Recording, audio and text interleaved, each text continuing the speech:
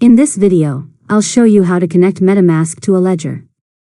First, make sure your Ledger hardware wallet is set up and that you've installed the latest version of Ledger Live. Connect your Ledger device to your computer, unlock it with your PIN, and open the Ethereum app on the device. Next, open your web browser and unlock the MetaMask extension.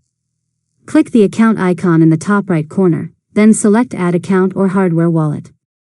Choose Hardware Wallet, then select Ledger from the list of supported devices.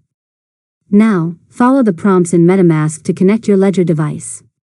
Keep the Ethereum app open on your Ledger while MetaMask searches for available accounts. Once the scan is complete, you'll see a list of Ledger addresses that you can connect. After that, select the account you want to use and click Unlock or Connect. MetaMask will add the selected Ledger account to your wallet. Your private keys will remain securely stored on your Ledger hardware wallet and will never be imported into MetaMask.